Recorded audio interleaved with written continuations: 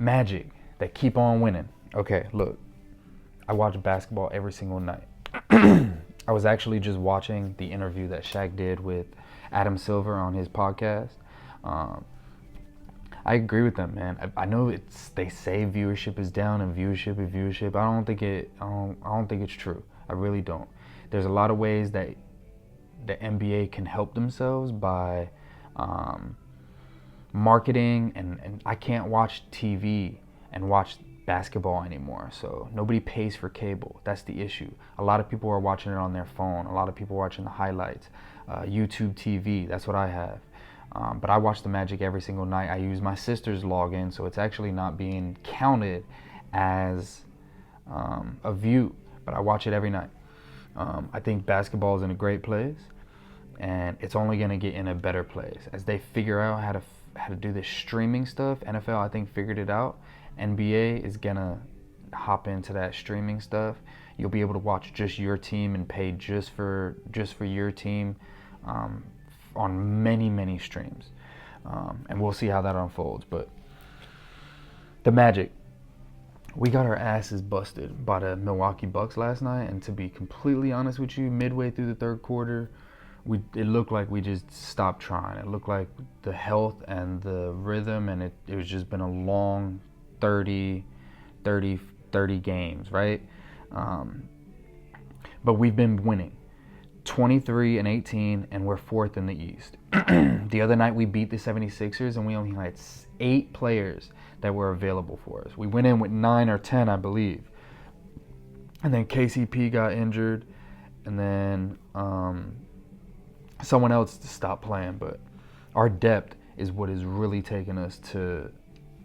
It's going to take us, honestly, to the Eastern Conference Finals, I believe. It's our depth, and it's our young talent, and it's our hustle. Everybody plays defense, man. You can't just dribble the ball around these guys. They're going to steal that shit from you. You can't just think that you're going to run a play. You can't just think you're going to come off a curl or a flare screen or something. It's just not going to do it. They're going to read it. They do a great job scouting and being on top of that. The assistant coaches, I think they're all on the same page. It's awesome to see, man. It hasn't always been like this for the Orlando Magic. I remember early on when I was watching Tracy McGrady, it was mostly offense. It was like, it was a struggle, and then T-Mac just had to make things happen. And then when we moved into the Dwight Howard phase, it was, we didn't even give him the ball that much. It was a lot of screens and then pick and rolls with him and Jameer Nelson, and then Hito and Rashard Lewis got into those pick and rolls, and it was like 4 out, and then you'd give the ball to Dwight sometimes, and he still averaged to be one of the greatest centers. He should be on the top 75 list, but that's a whole nother discussion.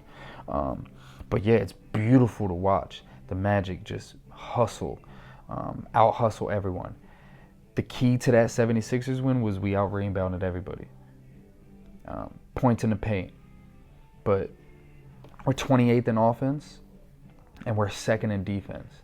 And that's how we have that 23-18 record right now.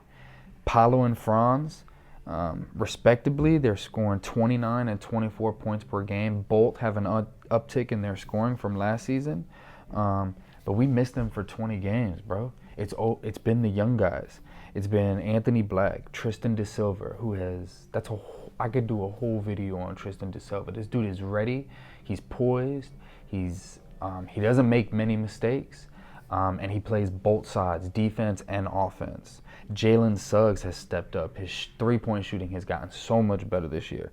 KCP has been just a solid vet for us. Wendell Carter, Cole Anthony, who's caught rhythm lately. He had a lot of personal issues at the beginning, which I don't even know what that is. I just noticed him not being on the court. But he always had the same attitude. Whether he was being interviewed or whether he was doing like some YouTube short stuff for the Magic, he always had the same attitude. And it was cool to see.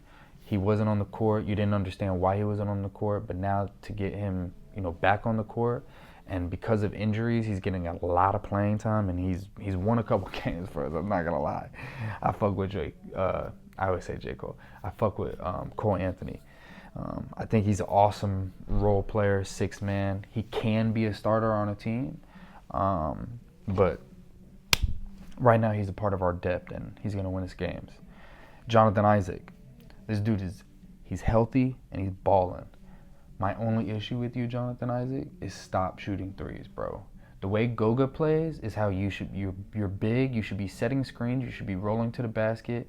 You should be, using your ability, basically to not. But I understand sometimes you're in the 4 role and not the 5 role, and your job is to space the floor. And if you get that open look, you want to take it. I totally understand. I got you, bro. I got you. But I just feel like if you just maybe pump faked or just drove to the basket right when you got it, you would just go to the basket. You would score more points. You'd be more effective that way. Kind of like how Wendell Carter is playing right now. That's how I would see, you doing it. Right in the middle, stay right there. Bro, Jet Howard, Caleb Houston, Trevelyan Queen, you guys are fucking balling, bro. Both young. All 3 of y'all are young. Caleb Houston, he's just solid, bro. He just is a solid dude. You can't get past him on defense. And every time he gets the ball, he's putting that bitch up. And he shoots it like at a 34 to 35% clip. So you want him to shoot those. Trevelyan Queen has been a Cinderella story, bro. You love watching him play. He's so long, he could pause. He's defensive. He gets to the basket. He can shoot the 3. He's a playmaker too. And he makes good decisions on the court. And Jet Howard, man, I love Jet Howard. I'm gonna name my son Jet. Honestly, my wife hates it, but if we have another kid, I'm naming him Jet. Not because of Jet Howard, just because it's a cool ass fucking name. After last year, I didn't think Jet Howard was gonna be much of anything in the NBA. I'm not gonna lie. He had a Nick Young pull, or like a Jordan Poole shot taker to me. So like he could hit it potentially, but like you're taking crazy shots, bro. But this year, this dude is locked in on defense, team defense, even man-to-man defense. People are getting by him and they're scoring on him, but he's trying. He's putting the effort in. He's just not quick enough yet. But this dude could shoot, bro. If you give him any space, he's putting that bitch up. And he reminds me now of a Terrence Ross. Now I'm seeing Terrence Ross vibes. The way Terrence Ross can just get hot out of nowhere. The way he could just take it to the hole and just hit one of these on you. Bang! And then his grittiness and his hustle on defense is going to take him far. So I see a lot to come with Jet Howard. The Magic, there's a lot of trade going out there, a lot of trade talk. Jonathan, my homeboy, part of the committee here at WeWatch, I woke up to a text. He was talking about Jimmy Butler for KCP and Jonathan Isaac. And I started thinking about it, bro. I'm like, that's actually kind of fire, right? That's kind of a fire trade. A couple things I would do, though. I would take Jonathan Isaac out and I would put Wendell Carter in. I would swap those two. And then I would include, a Caleb Houston or a Trevelyan Queen or a draft pick even, if I had to make that happen. Because I think I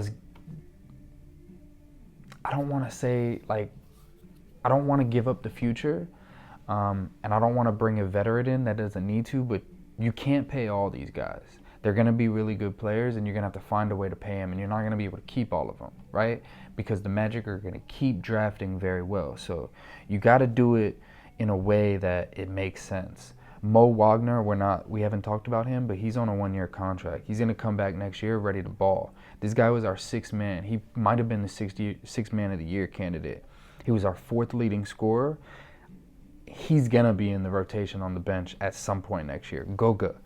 This dude, every time he gets starting minutes, he's fucking 15 and 15. This guy could ball, and he doesn't even shoot it yet. And he misses layups. Wendell, Cole Anthony, and because of Tristan Da Silva and Jet Howard, I see Caleb Houston, Gary Harris, people like that being expungible.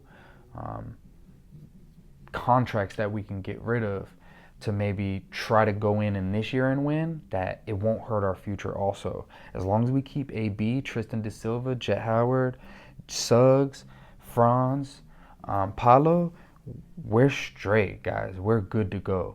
We're set for the future. It really boils down to Paolo Banchero. This dude is a fucking future all NBA player. He is a future face of the league. This dude is going to be a top 3 talent. He is 6'10", and he was averaging 30 a game, bro. 30 a game, and he's 6'10". It's his 3rd year in the league. 3rd or 4th. Is it his 4th year? I don't even know. Like, he's young, bro. He hasn't even tapped into his first contract yet. So get healthy, stay in rhythm, play for the playoffs. Don't give up too much of your young just to go get someone to win now. Be patient. If you can slot Jimmy Butler or someone like Jimmy Butler, that'll help you, expound on this year alone. I think you do that. Again, Wendell, Gary Harris, players like that. The trade deadline's coming up. We'll see what happens. But it's really, really exciting to be a Magic fan right now. So yeah, we'll get into that.